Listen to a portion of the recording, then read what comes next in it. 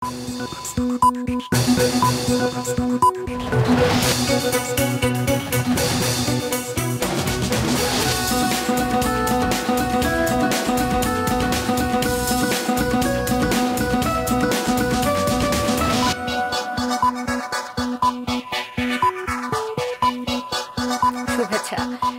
দুপুরের মাছরাঙা সংবাদে আপনাদের সঙ্গে আছে সুমাইয়া সাজ্জাদ। শুরুতেই গার্ডিয়ান লাইফ ইন্স্যুরেন্স সংবাদ শিরোনাম।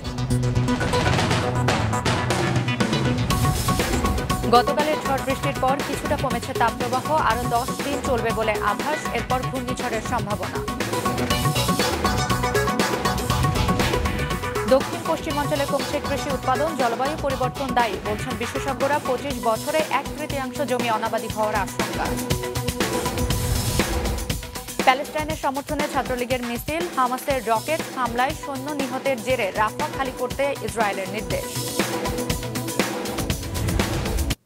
এবার বিস্তারিত সংবাদ। গতরাতের ঝড় বৃষ্টির পর দেশের অধিকাংশ জায়গায় কয়েকদিন ধরে বয়ে যাওয়া তীব্র থেকে মাঝারি তাপপ্রবাহ অনেকটাই কমে এসেছে। আগামী 15 মে পর্যন্ত দেশের বেশ কিছু স্থানে কালবৈশাখী ঝড় সহ বৃষ্টির পূর্বাভাস দিয়েছে আবহাওয়া বিভাগ। এরপর একটি মাঝারি মাত্রার ঘূর্ণিঝড়ের আশঙ্কাও আছে। গতকাল দেশের বিভিন্ন জেলায় 36 থেকে 124 মিলিমিটার পর্যন্ত বৃষ্টি হয়েছে। তাপমাত্রা কমেছে 3 থেকে 7 ডিগ্রি সেলসিয়াস পর্যন্ত। আগামী অন্তত 10 দিন পর্যন্ত তীব্র তাপপ্রবাহের সম্ভাবনা কম থাকবে। স্বস্তিদায়ক আবহাওয়া। আগামী 10 দিন মাঝারি থেকে ঝড়ো বৃষ্টির সাথে বজ্রপাত হওয়ার পূর্বাভাস দিয়েছে আবহাওয়াবিদরা। গতকালকে যে কালবৈশাখী ঝড় সাথে বৃষ্টি এবং বজ্রসহ বৃষ্টি এবং শিলাবৃষ্টি হয়েছে, সেটা কিন্তু দেশের মধ্য অঞ্চল এবং পূর্ব অঞ্চলে ছিল। এটা আজকে সারা দেশব্যাপী শুরু হওয়ার সম্ভাবনা রয়েছে এবং এই ধারাটা আগামী 15 মে পর্যন্ত অব্যাহত থাকার সম্ভাবনা রয়েছে। গতকালকেও সর্বোচ্চ তাপমাত্রা ছিল 40.3। আজকে আশা করছি আমরা বাংলাদেশের সবগুলো স্টেশনে 40 ডিগ্রি নিচে নেমে যাবে এবং হয়তো বিচ্ছিন্নভাবে কিছু জায়গায় 36-এর উপর অর্থাৎ মৃদু থেকে মাঝারি তাপপ্রবাহ থাকতে পারে। দর্শক, রাজধানীর মিরপুর থেকে আবহাওয়া সংক্রান্ত আরো খবর জানাতে যোগ দিচ্ছেন সিনিয়র রিপোর্টার মাশরাক রাহাত। রাহাত, আপনি তো সকাল থেকেই রাজধানীর বিভিন্ন স্থানে গিয়েছেন। গতকাল স্বস্তির বৃষ্টির পর আজ রাজধানীর অবস্থা কেমন দেখছেন এবং আগামী কিছুদিনের পরিস্থিতি কেমন থাকবে, আবহাওয়াবিদরা এ ব্যাপারে কি বলছে?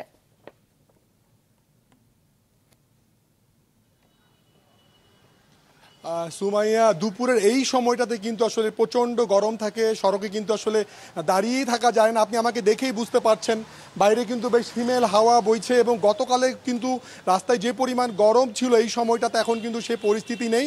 আমি কিন্তু সকাল থেকে রাজধানীর বিভিন্ন এলাকা ঘুরেছি, যেটা দেখতে পেয়েছি অনেক জায়গায় কিন্তু আসলে আকাশে কালো মেঘ রয়েছে। কোনো কোনো জায়গায় আবার আসলে কালো মেঘ সরে গিয়ে আসলে সূর্য উকি দেওয়ার চেষ্টা করছে। আবহাওয়া অধিদপ্তর আসলে যেটি জানিয়েছে তথ্য উপাত্ত বিশ্লেষণ করে তারা বলেছে গতকাল যেমন রাজধানীতে বৃষ্টি হয়েছে, রাজধানীর পাশাপাশি বিভিন্ন জায়গায় দেশের অধিকাংশ জায়গায় কিন্তু আজকেও কালবৈশাখী ঝড় সহ বৃষ্টির সম্ভাবনা রয়েছে।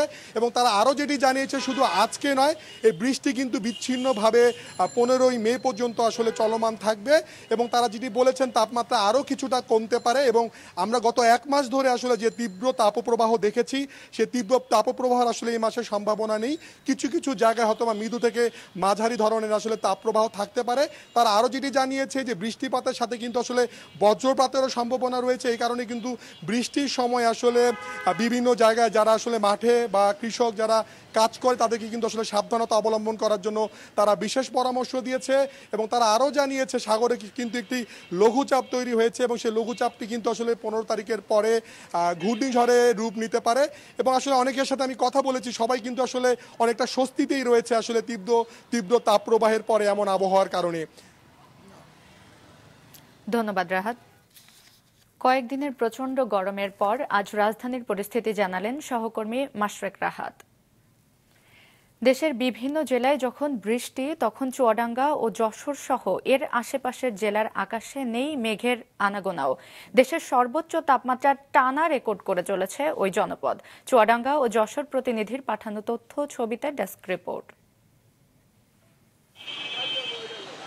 বিশেষজ্ঞদের মতে বছরে 2 বার কর্কট ক্রান্তি রেখা বরাবর সূর্য লম্বভাবে কিরণ দেয়। গ্রীষ্ম মৌসুমে এই রেখার দক্ষিণ দিকে পড়ে বাংলাদেশের দক্ষিণাঞ্চল। এ কারণে চুয়াডাঙ্গা ও যশোর সহ এর আশেপাশের জেলায় তাপমাত্রা বেশি অনুভূত হয়। এদিকে ভৌগোলিক অবস্থানের দিক দিয়ে চুয়াডাঙ্গা ও যশোরের পশ্চিমে পশ্চিমবঙ্গ রাজ্যের সীমানা। প্রতি বছরের মতো এবারও চলতি মৌসুমে উত্তপ্ত বায়ুপ্রবাহ আনুভূমিকভাবে পশ্চিমবঙ্গ হয়ে বাংলাদেশে ঢুকছে, যার মূল প্রবেশদ্বার চুয়াডাঙ্গা। আবহাওয়াবিদদের মতে বিস্তীর্ণ সমতল ভূমি, উত্তপ্ত বায়ুপ্রবাহ এবং অভ্যন্তরীণ তাপমাত্রার মিশ্রণে দেশের অন্যান্য অঞ্চলের চেয়ে এমন মৌসুমে বেশি গরম অনুভূত হয় চুয়াডাঙ্গা ও যশোরে, যার প্রভাব পড়ে আশেপাশের জেলাতেও। ভৌগোলিকভাবে চুয়াডাঙ্গা জেলা কর্কট ক্রান্তি রেখার কাছাকাছি হওয়ায় এখানে সূর্যের তাপ অনেক বেশি পড়ে, ফলে চুয়াডাঙ্গা জেলা অনেক উত্তপ্ত হয়ে ওঠে এবং এটা পুরো গ্রীষ্ম জুড়ে অব্যাহত থাকে।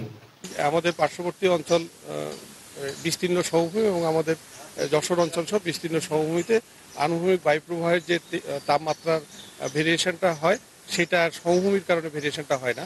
আবহাওয়া দেখা যায় এবছর চলতি মাসের 28শে এপ্রিল সর্বোচ্চ তাপমাত্রা ছিল যশোরে 43.8 এবং চুয়াডাঙ্গায় 43.7 ডিগ্রি সেলসিয়াস, যা বাংলাদেশের দ্বিতীয় ও তৃতীয় সর্বোচ্চ তাপমাত্রার রেকর্ড।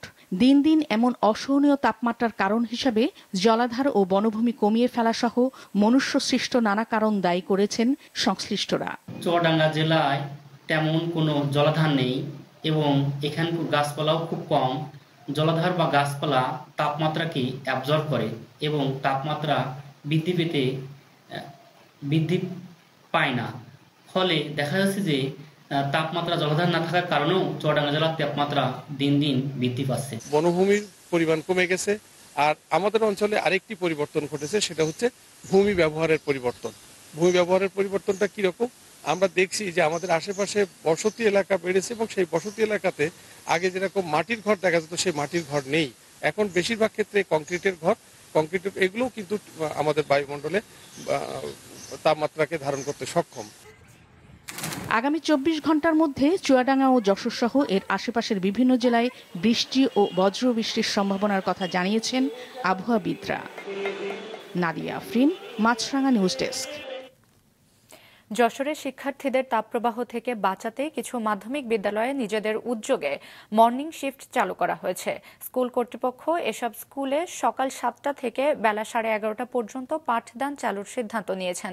এতে শিক্ষার্থীদের গরমে অসুস্থ হওয়া থেকে রক্ষা করার পাশাপাশি উপস্থিতি বাড়বে বলে মনে করেছেন ওইসব স্কুল প্রধানরা। এদিকে শিক্ষা মন্ত্রণালয়ের নির্দেশে জেলার প্রাথমিক পর্যায়ের পাঠদান বন্ধ রয়েছে, তবে মর্নিং শিফটে চলছে প্রাথমিক স্তরের শিক্ষার্থীদের পাঠদান। পরিস্থিতি বেগতিক দেখলে সংশ্লিষ্ট মহলের সাথে কথা বলে পাঠদান বন্ধ রাখার কথা জানান জেলা প্রাথমিক শিক্ষা কর্মকর্তা। জলবায়ু পরিবর্তনের ফলে দেশের দক্ষিণ পশ্চিমাঞ্চলে কৃষি উৎপাদন কমছে। বিশেষজ্ঞদের আশঙ্কা, এই ধারা চলতে থাকলে আগামী 25 বছরের মধ্যে ওই এলাকার 1/3 বেশি কৃষি জমি অনাবাদি হয়ে পড়বে। ধানের ফলন কমবে 15% মতো। মোস্তফা জামালের রিপোর্ট, ছবি তুলেছেন SM মিলন। দেশের দক্ষিণ পশ্চিমাঞ্চলের জনপদ খুলনার ডুমুরিয়া, এখানেই গেল বছর 20 ধরে সবজির আবাদ করেন হানিফ মোড়ল।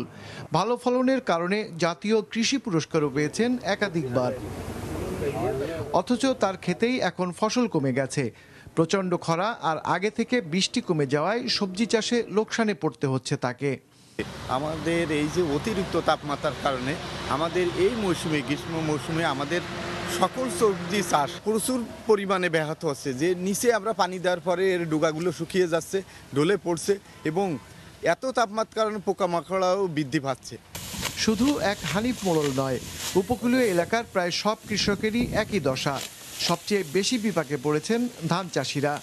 তীব্র তাপপ্রবাহে সেচ, কীটনাশক ও শ্রমিকের মজুরি বাবদ ব্যয় বেড়ে গেছে সবারই। তাপমাত্রা বাড়ার কারণে খরচ বাড়তেছে, আপনার বুঝতে পানি শুকায় যাচ্ছে, তার জন্য পানি দেওয়া লাগতেছে।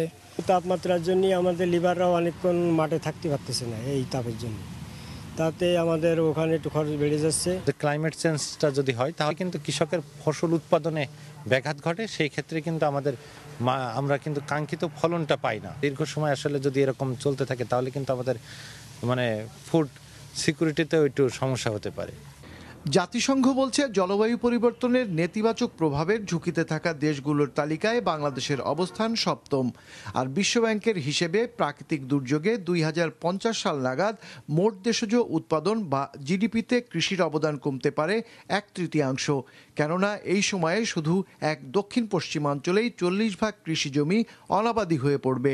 ইরিগেশনের জন্য ফিউয়েল কস্ট বাড়তেছে, তারা লেবার সাপ্লাই পাচ্ছে না, যে আবার অন্যদিক থেকে চিন্তা করলে তারা যে লোনটা পেতে পারতো ফর্মাল ইনস্টিটিউশনগুলো কিন্তু তাদেরকে লোন প্রোভাইড করতে পারছে না। এর পিছনে কয়েকটা কারণ হিসেবে আমরা দেখতে পারি যে ফার্মারদের কোনো ক্রপ ইন্স্যুরেন্স নাই, এছাড়া আসলে ক্লাইমেটিক চেঞ্জের কারণে যে বিভিন্ন রকম ফসল নষ্ট হতে পারে, যার কারণেও কিন্তু তারা ফার্মারদের লোন দিতে আগ্রহ প্রকাশ করছে না, যে কারণে ফার্মাররা যেটা হচ্ছে হারভেস্টিংয়ের পরপরই সেই ফসলগুলো বিক্রি করার জন্য রাজি হয়ে যাচ্ছে। আমরা যেটা চিন্তা করতে পারি ফার্মারদেরকে ক্রপ ইন্স্যুরেন্সের আওতায় নিয়ে আসা এবং হিট অ্যাডাপ্টেশন প্ল্যানটাও আমাদের আসলে তৈরি করাটা জরুরি, যেটা আমাদেরকে ন্যাশনাল লেভেলে যত অ্যাডাপ্টেশন প্ল্যান আছে, বাংলাদেশে নাপা আছে, আমাদের এখন মুজিব ক্লাইমেট প্রসপারিটি প্ল্যান আছে, আমাদের ডেল্টা প্ল্যান আছে। সো এই ধরনের প্ল্যানগুলোর মধ্যে যদি আসলে এই প্ল্যানটাকে ইন্টিগ্রেট করা যায় তাহলে সেটা আমাদের জন্য হেল্পফুল হবে। পরিসংখ্যান বলছে 2022-23 অর্থ বছরে দেশের অর্থনীতিতে কৃষির অবদান বেড়েছে 0.84%, যা এর আগের অর্থ বছরে ছিল 2.07%। মোস্তফা জামাল, মাছরাঙা সংবাদ, খুলনা।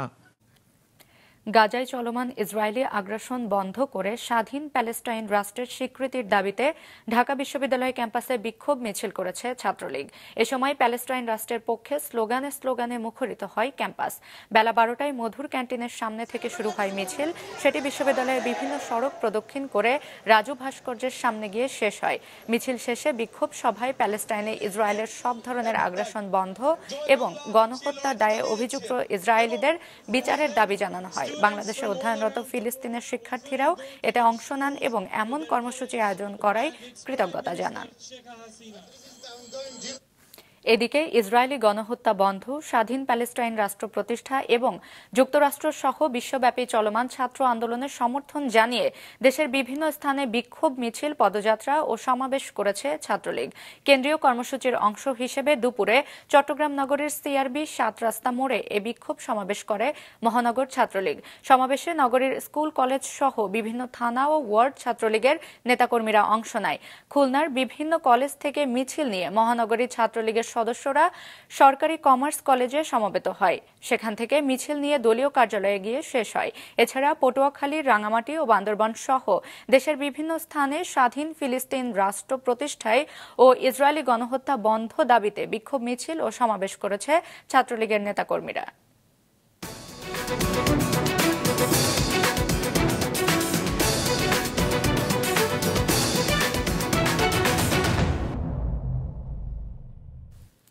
হামাসের রকেট হামলার জেরে সেনা অভিযানের জন্য রাফা এলাকা খালি করার নির্দেশ দিয়েছে ইসরায়েলি সেনাবাহিনী।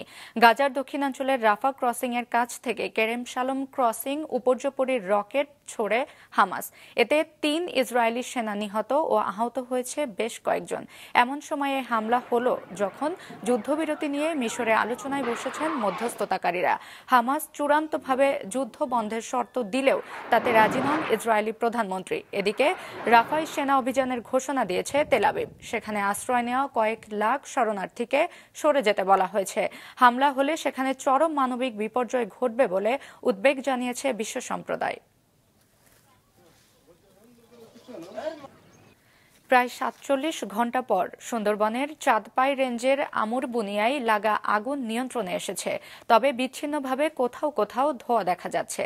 আজ দ্বিতীয় দিনের মতো আগুন নেভাতে কাজ করছে বনরক্ষী, গ্রামবাসী, ফায়ার সার্ভিস সহ নৌবাহিনী ও কোস্টগার্ড সদস্যরা। মোংলা প্রতিনিধি আমির হোসেন আমুর পাঠানো তথ্য, ছবিতে ডেস্ক রিপোর্ট। গেল শনিবার আগুন লাগে সুন্দরবনের চাঁদপাই রেঞ্জের আমুরবুনিয়া এলাকায়। গতকাল সকাল থেকে ফায়ার সার্ভিসের পাশাপাশি কোস্টগার্ড, নৌবাহিনী, বন বিভাগ, পুলিশ ও স্থানীয় প্রশাসন আগুন নেভাতে কাজ শুরু করে। অংশ নেয় বিমান বাহিনীর হেলিকপ্টারও। আকাশ থেকে ছেটানো হয় পানি। গভীর রাত পর্যন্ত আগুন নেভাতে পানি স্প্রে করে বন বিভাগ। এতে আজ সকালে আগুন অনেকটা নিয়ন্ত্রণে চলে আসে। নতুন করে ফের যাতে আগুন ছড়িয়ে না পড়ে সেজন্য পর্যাপ্ত পানির ব্যবস্থা রাখা হয়েছে। পর্যবেক্ষণে ব্যবহার করা হচ্ছে ড্রোন। আমরা আগুন নেভানোর জন্য যথেষ্ট চেষ্টা করছি এবং এই সুন্দরবনের এই যে গাছ কাইটে কাইটে যেভাবে পাইপ নেওয়া যায়, হ্যাঁ পথ বানানোর জন্য পাবলিক যাইতে পারে, তারপরে পাইপ নেওয়া যায়, মেশিন নেওয়া যায়, তার জন্য সকাল থেকে তো অনেক চেষ্টা করতেছি আমরা, এবং চেষ্টার পরে আগুন মোটামুটি নিয়ন্ত্রণে আনতে একটা সক্ষম হয়েছি আমরা। জানি আগুনটা একটু না আসে, খুব ক্লান্ত ছিলাম, খেয়েছি, খাবার খাইছি, কিন্তু গরমে খুব ক্লান্ত হয়ে গেছি। ওনারা বলছেন যে সাইকেল করে ওনারা আগুন নিভানোর প্রচেষ্টা করছেন, আমরা সবাই দেখতেছি অক্লান্ত পরিশ্রম করছেন, কিন্তু তারপরেও পিছনে আবার কিছু কিছু জায়গায় আমরা যখন আসছিলাম তখন দেখছি আবার নতুন করে মানে ধোঁয়া দেখতে পাচ্ছি, মানে ওখানে আবার হয়তো যেতে হবে বা ইন্টারভেনশন করার কোনো প্রয়োজন আছে। বিভিন্ন আনাচে কানাচে থেকে লোক সবাই ছুটে এসেছে এই সুন্দরবনকে রক্ষার জন্য। অনুরূপ কথা হলো এই যে আগুনের লেলিয়ান থেকে অনেকটাই নিয়ন্ত্রণটা সক্ষম হয়েছে। এদিকে আগুন লাগার কারণ এখন পর্যন্ত জানাতে পারেনি বন বিভাগ, তবে গঠিত তদন্ত কমিটি কাজ করছে। আমরা সমস্ত জায়গায় ফায়ার লাইন কেটে দিয়েছি এবং পর্যাপ্ত পানি দিয়ে ফায়ার সার্ভিসের 4-5টা ইউনিট, বন বিভাগের যে আপনার অগ্নি নির্বাপন যন্ত্র আছে, সমস্ত কিছু দিয়ে সরকারের সমস্ত শক্তি দিয়ে আমরা কাজ করে যাচ্ছি। আল্লাহর রহমতে এখন আগুন মোটামুটি নিয়ন্ত্রণে আছে। গেল 22 বছরে অন্তত 25 বার সুন্দরবনে আগুন লাগার ঘটনা ঘটেছে। মাছরাঙা নিউজ ডেস্ক। দর্শক, সুন্দরবনের আগুন নিয়ে সবশেষ পরিস্থিতি জানাতে মোংলা থেকে যোগ দিচ্ছেন প্রতিনিধি আমির হোসেন আমু। আমু, আপনি তো দুদিন ধরেই এই আগুনের খোঁজ খবর রাখছেন। আগুন নিয়ন্ত্রণে এসেছে এমনটা আমরা জেনেছি। ওই এলাকা পুরোপুরি নিরাপদ হতে কতটা সময় লাগতে পারে?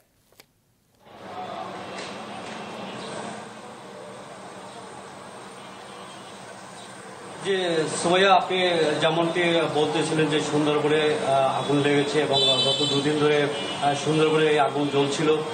মূলত গত শনিবার সুন্দরবনের চাঁদপাই রেঞ্জের আমরগুড়ি এলাকায় অগ্নিকাণ্ডের প্রথম ঘটনা ঘটে এবং ওদিন বিকালে বন বিভাগের নজরে আসার পর কিন্তু আগুন নিবারণের জন্য ফায়ার সার্ভিস বা স্থানীয় বন বিভাগের পাশাপাশি স্থানীয় লোকজন কিন্তু এগিয়ে আসে, কিন্তু ওদিন চেষ্টার পরেও আগুন নিয়ন্ত্রণে আনতে পারেনি। পরে দ্বিতীয় দফা গতকালকে যে ফায়ার সার্ভিস, সেনাবাহিনী, নৌবাহিনী, কোস্টগার্ড সহ ফায়ার সার্ভিসের 7টি ইউনিট আগুন নিবারণের চেষ্টা করে। রাতভর বনরক্ষীরা বিভিন্ন পন্থায় আগুন নিবারণের চেষ্টা করে রাত্রে আগুন পুরোপুরি কন্ট্রোলে আনার চেষ্টা করে, কিন্তু আজ সকালে কিন্তু 11:15টার দিকে বন বিভাগের পক্ষ থেকে জানানো হয়েছে কোথাও আগুনের উৎপত্তি নেই, শুধু 2-1টি জায়গায় আগুনের কুণ্ডলি দেখা হচ্ছে। সেসব এলাকায় বিশেষ করে বন বিভাগ 5টি ড্রোন ব্যবহার করছে। যে এলাকায় অগ্নিকাণ্ডের ঘটনা ঘটেছে সেই এলাকায় ড্রোন দিয়ে নজরদারি করা হচ্ছে, যেখানে ধোঁয়া দেখা হচ্ছে, যেখানে আগুন দেখা হচ্ছে সেখানে কিন্তু দ্রুত বন বিভাগ এবং ফায়ার সার্ভিসের কর্মীরা দ্রুত যাচ্ছেন এবং আগুন নিয়ন্ত্রণের চেষ্টা করছেন। ধন্যবাদ আমু। সুন্দরবনের আগুনের সবশেষ পরিস্থিতি জানালেন সহকর্মী আমির হোসেন আমু। মশার লার্ভা জন্মানোর 26টি গুরুত্বপূর্ণ জায়গায় কাজ করছে ডিএনসিসি। এছাড়া বৃষ্টির পানি দ্রুত নিষ্কাশনে কুইক রেসপন্স টিম কাজ করবে বলে জানান ঢাকা উত্তরের মেয়র আতিকুল ইসলাম। সকালে রাজধানীর কুড়িলে ডেঙ্গু প্রতিরোধে জনসচেতনতামূলক কার্যক্রম ও মশক নিধন অভিযান চলাকালে তিনি আরও বলেন, বৃষ্টির মৌসুমে এডিস মশা বিস্তারের সবচেয়ে উপযোগী সময়। সিটি কর্পোরেশন কখনো প্রতিটি বাড়িতে গিয়ে সচেতন করতে পারবে না, সচেতন হতে হবে প্রত্যেককে। এ সময় তিনি জনসচেতনতা সৃষ্টিতে স্লোগান দেন, 3 দিনে 1 দিন জমা পানি ফেলে দিন। প্রত্যেকটি ওয়ার্ড কাউন্সিলরকে, এটি মহিলা হোক এবং পুরুষ হোক, প্রত্যেকে আমরা 50,000 টাকা করে দিচ্ছি। আমি এটি দেওয়ার কারণ হলো আমাদের কাউন্সিলররা এলাকার মুরব্বী, জনগণ, স্কুলের শিক্ষক, মাদ্রাসা, মসজিদ, মন্দির সবার সাথে আলাপ করবে এবং মনে বলবে যে না, আমাদের ঘরবাড়ি পরিষ্কার রাখি, আমাদের নিজস্ব জায়গা আমরা পরিষ্কার রাখি, আমরা যে সিটি কর্পোরেশন যে গাছ যে লাগাবো সেই গাছগুলো আমরা যেন বাঁচিয়ে রাখি। পল্লী বিদ্যুতে অনিয়ম, দুর্নীতি, শোষণ ও বৈষম্যের প্রতিবাদে দেশের বিভিন্ন স্থানে দ্বিতীয় দিনের মতো কর্মবিরতি পালন করেছে প্রতিষ্ঠানটির কর্মকর্তা কর্মচারীরা। সকালে কর্মবিরতি পালন করে বিভিন্ন এলাকার পল্লী বিদ্যুৎ সমিতির অফিসের সামনে ঘণ্টাব্যাপী মানববন্ধন ও বিক্ষোভ করে কর্মকর্তা কর্মচারীরা। এ সময় বক্তারা সব কর্মকর্তা কর্মচারীদের সরকার ঘোষিত গ্রেড, পে স্কেল, বিশেষ প্রণোদনা দেওয়ার দাবি জানান। অনিয়ম ও দুর্নীতি বন্ধ এবং দাবি আদায় না হওয়া পর্যন্ত আন্দোলন চালিয়ে যাওয়ার ঘোষণা দিয়েছেন বক্তারা। গতকাল এক সংবাদ বিজ্ঞপ্তিতে অভিযোগ করা হয়, আরইবির দ্বৈত নীতির কারণে পল্লী বিদ্যুতের 40,000 কর্মকর্তা কর্মচারীরা বিভিন্ন সুযোগ সুবিধা থেকে বঞ্চিত হচ্ছেন। প্রথম ধাপের 148 উপজেলা পরিষদ নির্বাচনের প্রচারণার সময় শেষ হচ্ছে আজ মধ্যরাতে। ভোটের মাঠ ক্লান্তিহীনভাবে চষে বেড়াচ্ছেন প্রার্থী ও সমর্থকরা। ভোট গ্রহণ হবে 8 মে। প্রার্থীদের নানা প্রতিশ্রুতি আর অভিযোগ পাল্টা অভিযোগে জমজমাট শেষ সময়ের প্রচারণা। ব্যানার, ফেস্টুন আর পোস্টারে ছেয়ে গেছে ভোট হতে চলা 148 উপজেলার পথঘাট। ভোটারদের মন জয়ে নানা প্রতিশ্রুতি দিচ্ছেন প্রার্থীরা। অন্যদিকে যে কোনো মূল্যে নির্বাচন সুষ্ঠু করতে চায় কমিশন।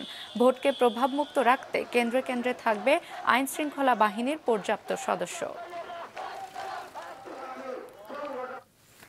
জাতীয় নির্বাচনের মতো স্থানীয় সরকার নির্বাচনেও ব্যবসায়ীদের অংশগ্রহণ বেড়েছে বলে দাবি করেছে ট্রান্সপারেন্সি ইন্টারন্যাশনাল বাংলাদেশ টিআইবি।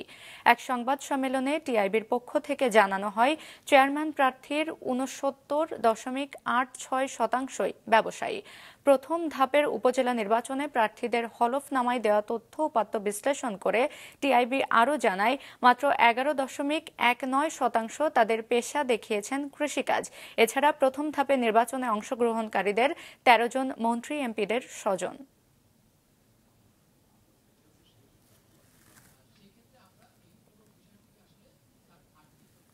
ব্যবসায়ীদের নির্বাচনে বা রাজনীতির সাথে ব্যবসায় যে একাকার হওয়ার যে হয়ে যাওয়ার চিত্রটা, সেটা কিন্তু স্বাভাবিকতার পরিচায়ক না। এটা কিন্তু একটা অস্বাভাবিক একটা বলে যে বিকাশ ঘটেছে এবং জনপ্রতিনিধিত্বের অবস্থানটাকে কিন্তু ক্ষমতায় থাকা এবং ক্ষমতা কর্তৃত্ব পাওয়ার যে চাহিদা, সেটা এত প্রবল যে এর সুযোগ থেকে কেউ বঞ্চিত হতে চান না। দুপুরের সংবাদ শেষ করছি। যাবার আগে গার্ডিয়ান লাইফ ইন্স্যুরেন্স সংবাদ শিরোনামগুলো আরো একবার। গতকালের ঝড় বৃষ্টির পর কিছুটা কমেছে তাপপ্রবাহ, আরো 10 দিন চলবে বলে আভাস। এরপর ঘূর্ণিঝড়ের সম্ভাবনা।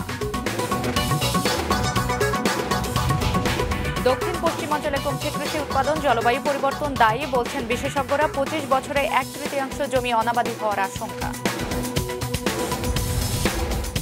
প্যালেস্টাইনের সমর্থনে ছাত্রলীগের মিছিল, হামাসের রকেট হামলায় 0 নিহতের জেরে রাফা খালি করতে ইসরায়েলের নির্দেশ। এই ছিল এখনকার মতো। ফেসবুকে আপডেট পেতে ভিজিট করুন মাছরাঙা টেলিভিশনের পেজে। ইউটিউব চ্যানেলেও দেখতে পারেন আমাদের সংবাদ, প্রতিবেদন এবং অনুষ্ঠান। আমাদের পরবর্তী সংবাদ বিকেল 5টায় দেখার আমন্ত্রণ রইল।